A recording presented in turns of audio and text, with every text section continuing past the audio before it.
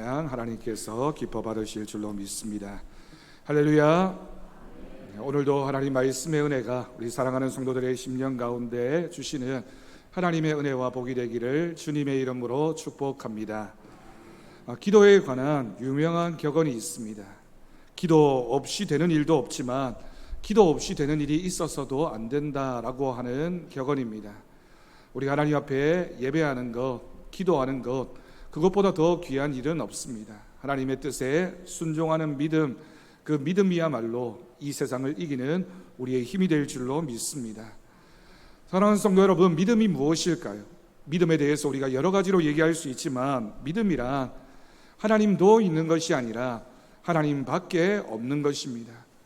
이 세상을 살아가면서 우리에게 꼭 필요한 것들, 여러 것들 중에 하나로서의 하나님이 아니라 하나님 한 분만으로 만족하며 하나님의 뜻이 이루어지는 것이 우리의 삶의 목적이 되어지는 것, 그것이 바로 우리의 믿음인 줄로 믿습니다. 한 생물학자가 누에고치에서 나오는 나방을 관찰을 했습니다. 번데기가 누에고치 집을 뚫기 시작합니다. 꿈틀꿈틀 대더니만 그 좁은 틈을 헤집고 2mm 밖에 안 되는 아주 작은 구멍을 만들었습니다. 힘들게 나오는 누에고치를 본 이 학자가 안쓰러운 마음에 조금 넓혀주었습니다. 3mm, 4mm, 5mm 구멍을 뚫어주었습니다. 그러자 이 누에고치가 쉽게 그 누에를 빠져나올 수 있었습니다. 그런데 이상한 일은 자연스럽게 제 힘으로 나온 나방은 나와서 얼마 안 되면 날개에 힘을 얻어 날 수가 있습니다. 그리고 또 알을 낳기도 합니다. 그런데 과학자가 뚫어주어 나온 이 나방은 힘이 없어서 잘 날지를 못하는 겁니다. 잘 자라지도 않고 또 알을 잘 낳지도 못했습니다. 여기서 과학자가 한 원리를 찾게 됩니다. 자연의 순리를 거역하며 사는 것은 지금 당장은 편해 보이지만 결국에는 어리석은 일, 아무런 쓸모가 없는 일이 된다라고 하는 것입니다. 누에고치가 그 누에에서 나오기 위해서 열심히 애를 쓰고 최선을 다하면 그 덕분에 힘을 얻어서 날 수 있는 날개를 얻게 되지만 누군가의 도움으로 쉽게 빠져나오게 되면 그 누에는 나방이 되어도 날 수가 없습니다. 나방이 고치집을 빠져나오는 과정이 힘들고 어렵지만 그 과정을 통해서 힘을 얻게 되고 새로운 세계에 적응할 수 있게 되는 것이죠.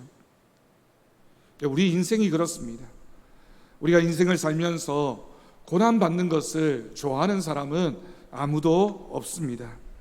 그런데 그 고난을 극복하는 것이 인생이고 그 고난을 극복함으로써 우리는 인생의 진정한 의미가 무엇인지를 알게 됩니다. 그러기에 시편 119편 71편 말씀에서 시편 저자가 고백했습니다. 고난당한 것이 내게 유익이라 이로 말미암아 내가 주의 율례들을 배우게 되었나이다. 아멘.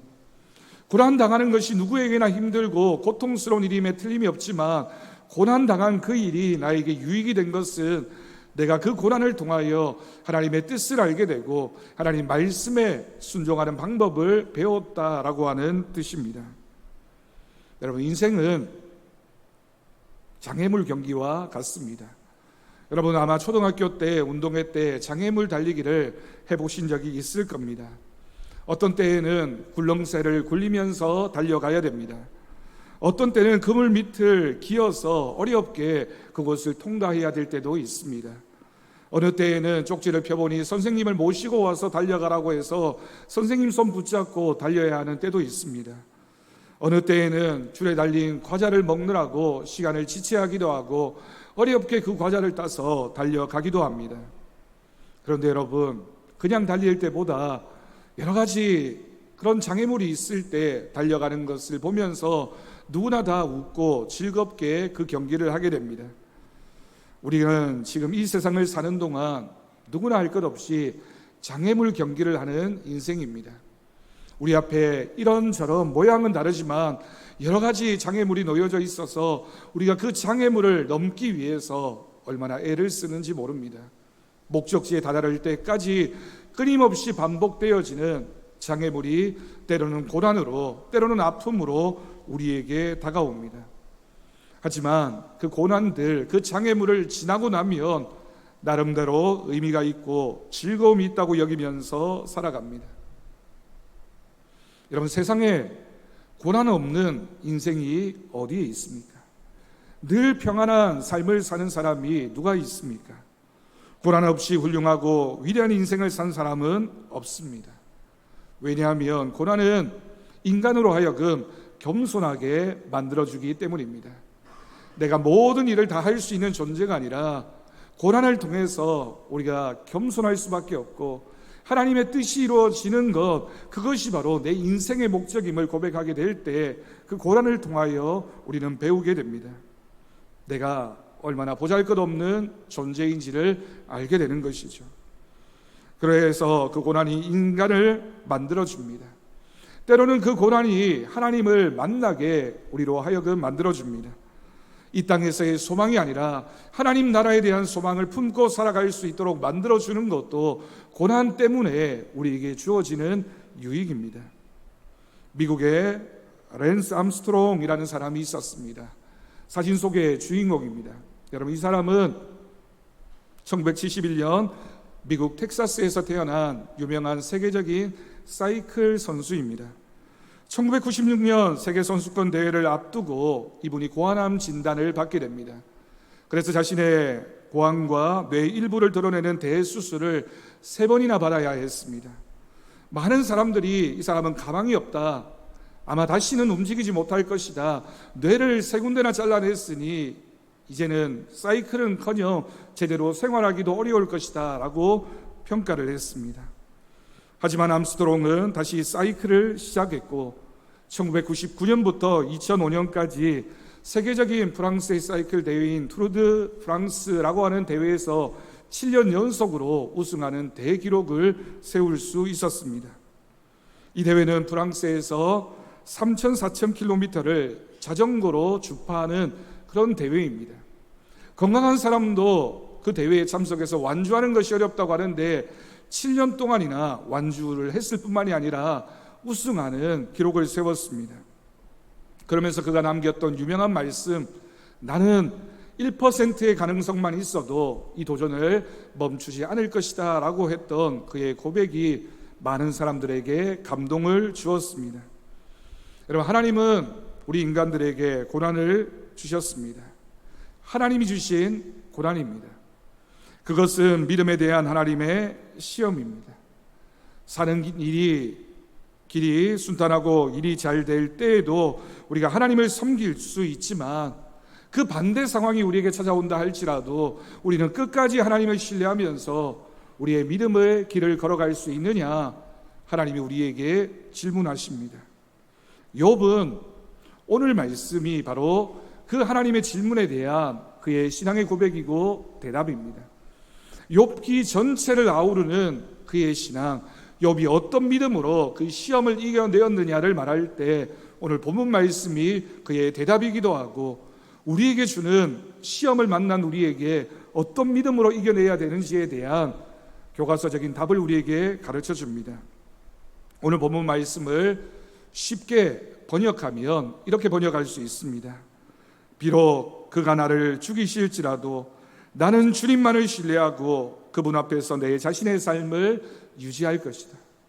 하나님께서 비록 나를 죽이신다 할지라도 나는 변함이 없는 믿음으로 하나님을 끝까지 신뢰하면서 내 삶을 살아낼 것이다 라고 욥이 고백했습니다.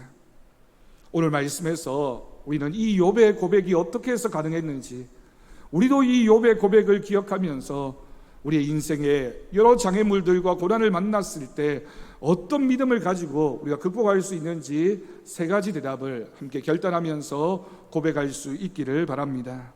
첫 번째는 욥의 고백이기도 한 그의 신앙은 나는 하나님을 신뢰합니다 라고 하는 고백이었습니다. 욥은 모든 것을 잃는 고통 중에서도 하나님을 신뢰한다 라고 고백했습니다. 여러분, 인생은 잘 될 때, 평안할 때는 내가 하나님을 믿습니다라고 누구나 대답할 수 있지만 힘들고 어려운 상황 속에서도 나는 하나님을 신뢰합니다라고 하는 대답을 하는 것은 결코 쉬운 일이라고 할 수가 없습니다. 내가 가진 모든 것을 잃어버릴 때, 그리고 하나님께서 내 생명을 취하여 가신다 해도 나는 내 믿음을 지킬 것이다. 하나님께서 나를 죽이신다 할지라도 나는 지금 내가 걸어가고 있는 이 믿음의 길을 유지하며 살아갈 것이다 라고 하는 것이 욥의 고백이었습니다.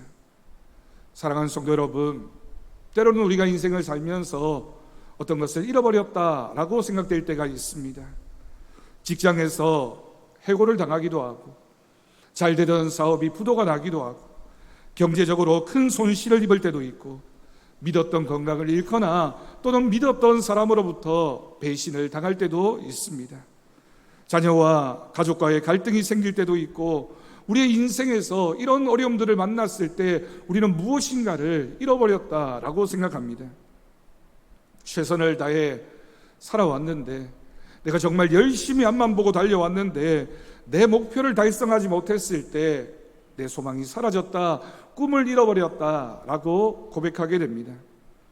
그런데 여러분, 그 순간에도 하나님을 향한 우리의 믿음이 지켜지고 있습니까? 회사에서 진급을 하지 못했다고 위축되지 마십시오.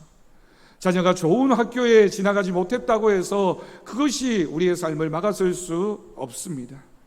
기도 응답을 못 받았다고 의기소침할 필요가 없습니다. 설사 일이 잘 풀리지 않는다고 해서 우리의 소망이 사라진 것도 아닙니다. 다니엘서에서 다니엘이 주고 있는 믿음의 교훈이 있습니다. 하나님을 섬긴다는 이유로 다니엘은 사자굴에 들어가야 했습니다. 하나님을 섬겼기 때문에 활활 타오르는 풀무불 속으로 들어가야만 했습니다. 그때 다니엘이 무엇이라고 고백했습니까? 하나님은 이 어려운 상황 속에서도, 이 고난의 상황 속에서도 나를 구원해 주시는 분이심을 믿는다. 하나님은 나의 구원자가 되신다라고 다니엘은 고백했습니다. 여러분, 여기까지도 위대한 다니엘의 신앙 고백이지만 그 다음이 더 중요합니다. 다니엘이 이어서 뭐라고 고백했습니까? 그리 아니하실지라도 나는 내가 믿는 하나님을 배신하지 않겠다라고 하는 것입니다. 내가 하나님이 나를 구원해 주실 줄 믿지만 혹 그렇게 하지 않으신다 할지라도 나는 하나님을 향한 그 믿음을 거두지 않겠다, 초연한 믿음으로 하나님만을 바라보겠다라고 했던 것이 다니엘의 신앙의 고백이었습니다. 여러분, 오늘 이 시대에도, 앞으로 오는 세대에도 우리에게 이 믿음이 필요합니다. 지금 우리가 살아가는 이 인생 가운데 우리는 끊임없이 여러 고난들을 만나게 됩니다. 하나님 앞에 간절한 마음으로 기도하고 하나님께서 나의 구원자가 되심을 믿지만, 그러나 그 고난이 계속된다 할지라도 우리는 욥처럼, 다니엘처럼 우리의 믿음 변하지 않고 나는 하나님을 신뢰합니다. 그리 아니하실지라도 하나님은 나의 하나님이신 줄로 믿습니다. 그 고백이 우리 모두의 고백이 될 수 있기를 간절히 바랍니다. 우리가 가진 모든 것을 잃는다 할지라도 우리의 믿음은 변하지 않아야 합니다. 그것이 바로 믿음이기 때문입니다. 여러분, 믿음은 우리가 원하는 것, 그것이 이루어지는 결과를 기대하는 것이 아니라 하나님의 선하신 목적을 신뢰하는 것입니다. 우리가 기도할 때, 우리가 원하는 것이 있을 때 하나님 꼭 이렇게 되기를 원합니다, 올해 안에, 아니면 하나님 이 정해진 시간에 내 기도가 응답되어지기를 원합니다. 여러분, 그 결과를 기대하는 것이 믿음이 아니라 어떤 상황에서도 하나님은 선하신 분이시기에 그 목적을, 선한 목적을 이루어 가시는 분이 하나님이심을 믿습니다라고 고백하는 것이 바른 믿음입니다. 그러니 여러분, 하나님과 흥정하지 마십시오.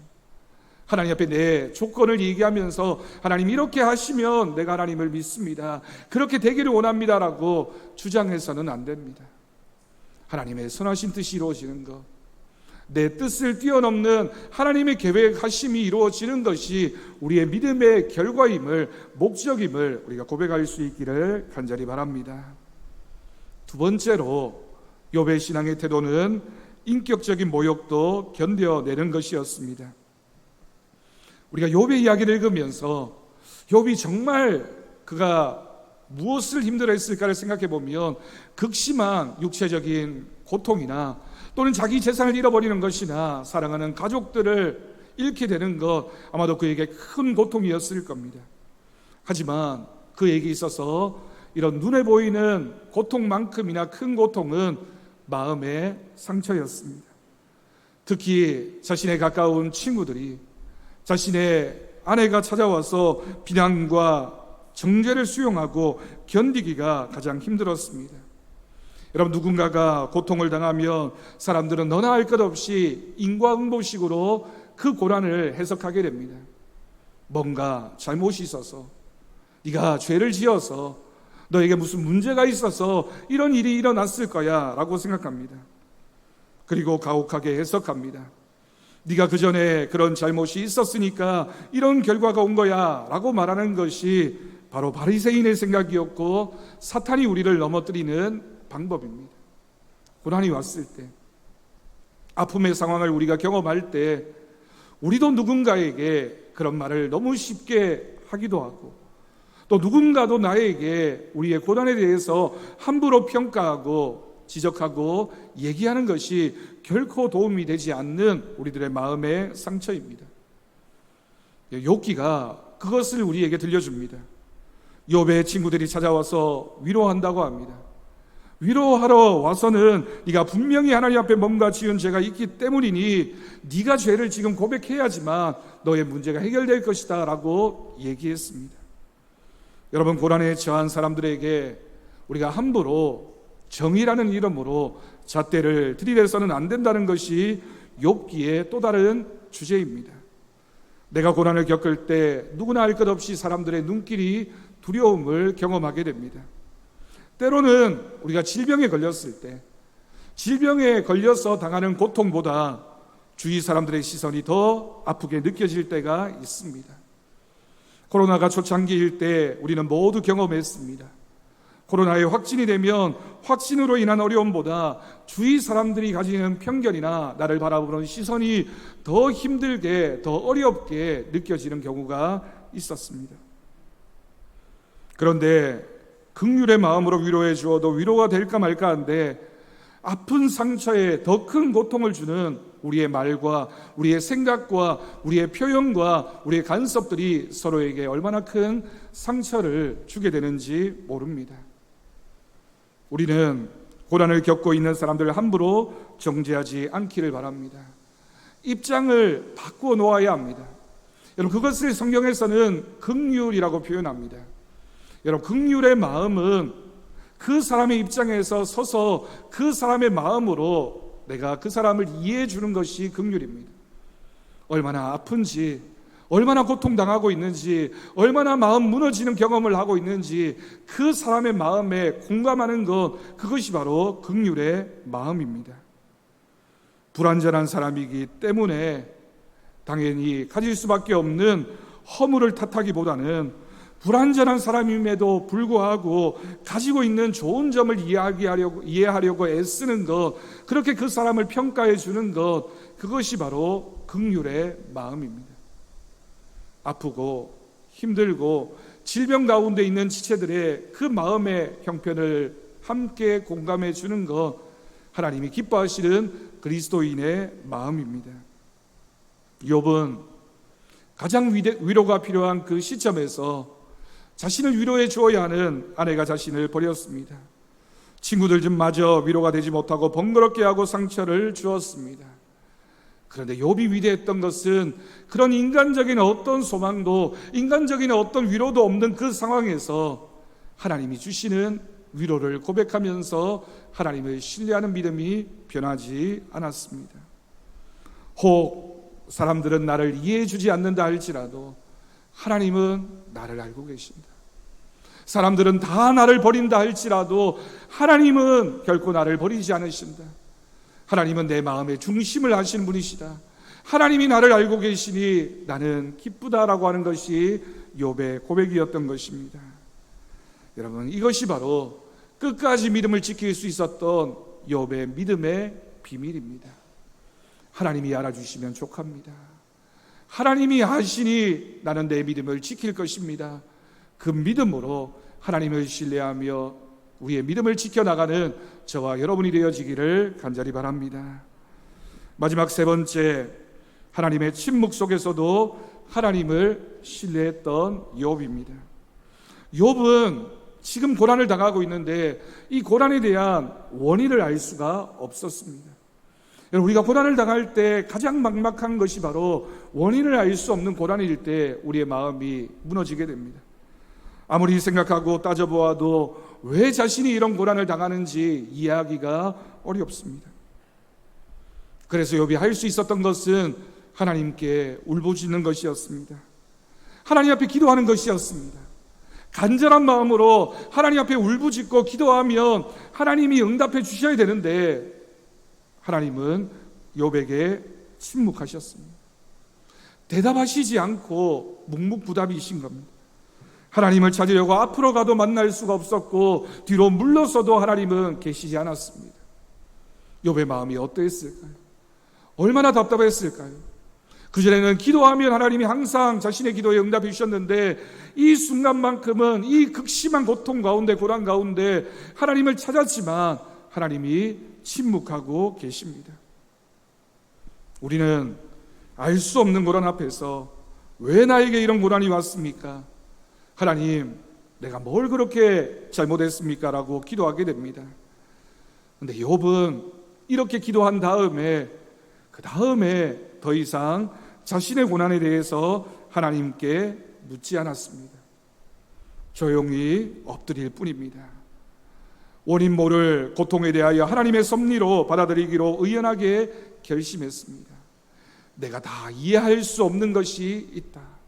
내가 다 알 수 없는 것이 있다. 나는 모르지만, 나는 이해할 수 없지만 하나님의 뜻인 줄로 믿는다라고 하는 것이 욥의 신앙이었습니다. 오늘 우리에게 필요한 것은 고난 가운데, 아픔과 어려움 가운데 침묵과 묵상이 필요합니다. 우리가 고난을 경험하면서 깊은 묵상이 우리에게 꼭 필요합니다. 울부짖어 기도하는 것도 필요하고 주변 사람들과 의논하고 생각해 보는 것도 중요하지만 하나님 앞에서 침묵하면서 하나님의 뜻을 묻는 시간, 깊은 묵상의 시간이 우리로 하여금 하나님을 찾을 수 있게 합니다. 코로나가 길어지면서 많은 사람들이 고백합니다. 하나님, 왜 우리에게 이런 고통이 이렇게 길게 계속되는 것입니까? 하나님, 언제까지입니까? 왜 우리가 이렇게 긴 고난의 터널을 지나야 합니까? 하나님의 뜻이 무엇입니까?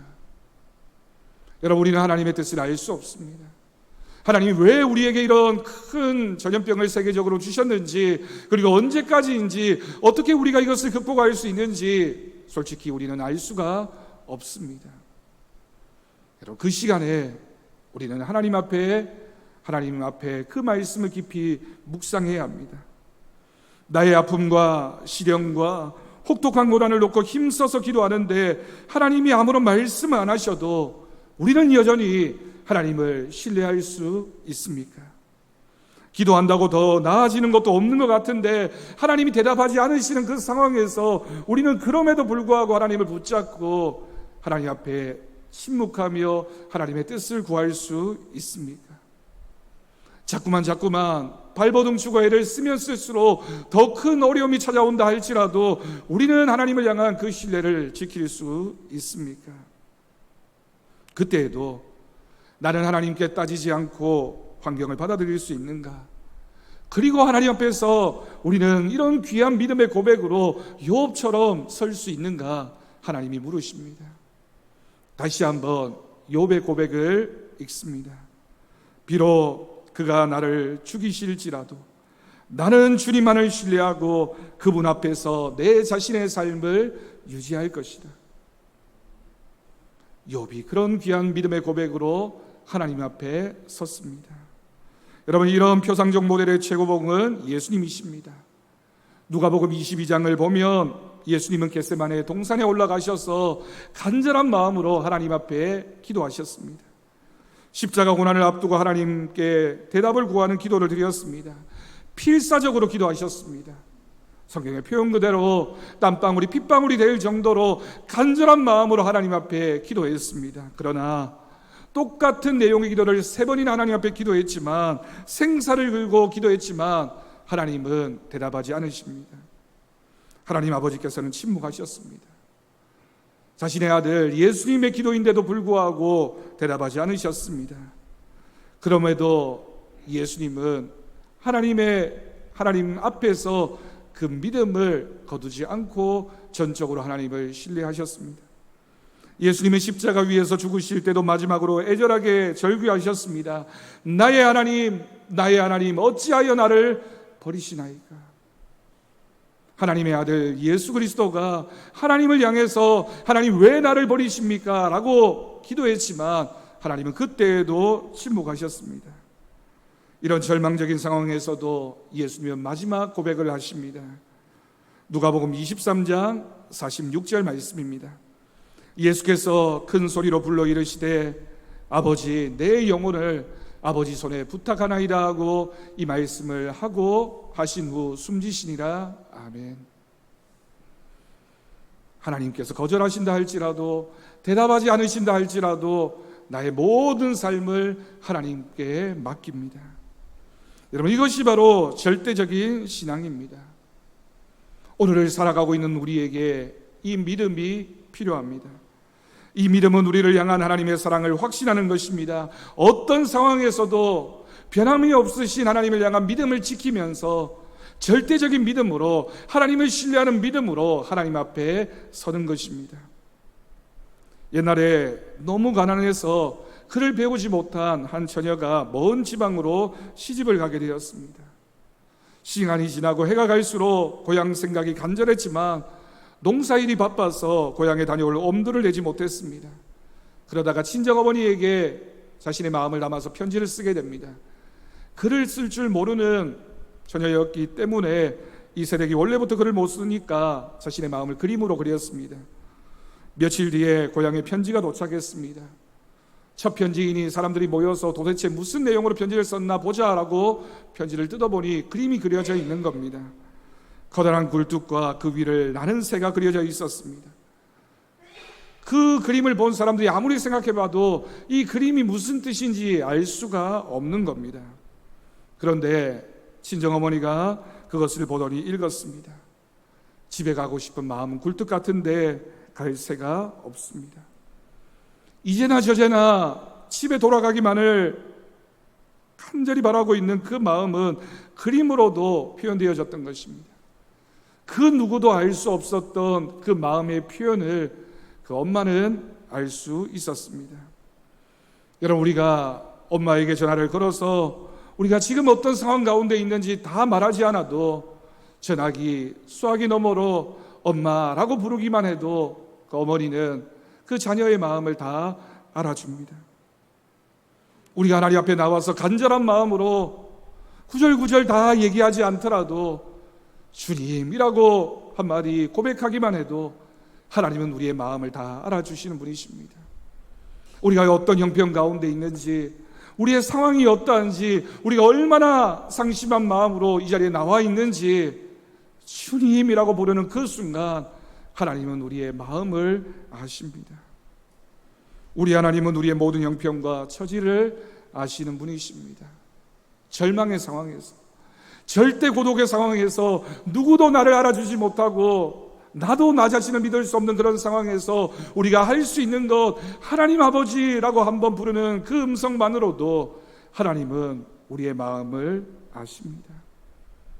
그러니 여러분, 우리가 예배를 찾아서 주님 앞에 나와야 됩니다. 어떤 순간에도 우리의 믿음을 포기하지 않고 기도하는 믿음으로 살아야 합니다. 그것이 바로 하나님을 찾는 믿음, 신뢰하는 우리들의 믿음입니다. 우리가 설사 이 세상을 사는 동안 모든 것을 다 잃어버리는 상황이 온다 할지라도, 우리의 생명이 끝이 나는 순간이 온다 할지라도 우리의 믿음만큼은 변하지 않고 그 믿음을 지킬 때 하나님이 우리와 함께 하시며 우리를 붙잡아 주시고 우리에게 은혜를 더하여 주실 줄로 믿습니다. 오늘의 삶에서 주님을 신뢰하는 사람은 내일의 삶에서도 주님을 신뢰할 수 있습니다. 우리가 지켜야 하는 것, 하나님을 향한 절대적인 믿음인 줄로 믿습니다. 그 절대적인 믿음, 어떤 상황 가운데서도 우리가 살아가고 있는 오늘의 형편 가운데 각자에게 주어진 장애물과 고난의 시간의 모습은 다르다 할지라도 우리의 믿음 변하지 않고 오직 주님만을 바라보며 우리의 삶에 승리를 주시는 하나님을 전적으로 신뢰하는 그 믿음으로 살아가는 저와 여러분이 되기를 주님의 이름으로 간절히 축원합니다. 기도하겠습니다. 하나님 아버지 감사합니다. 오늘도 우리를 주님의 전에 불러주시고 주님 앞에 나와서 이 예배 자리에서 주님을 찾습니다. 하나님 우리에게 믿음 다하여 주옵소서. 하나님을 신뢰하며 주님을 바라보게 하여 주옵소서. 기도 없이 되는 일도 없지만 기도 없이 되는 일이 있어서도 안 된다는 사실을 기억하게 하시고 예배와 기도와 찬양 말씀으로 우리의 삶을 든든히 지켜가는 우리 모두가 되게 하여 주옵소서. 감사드리옵고 예수님의 이름으로 기도드립니다. 아멘.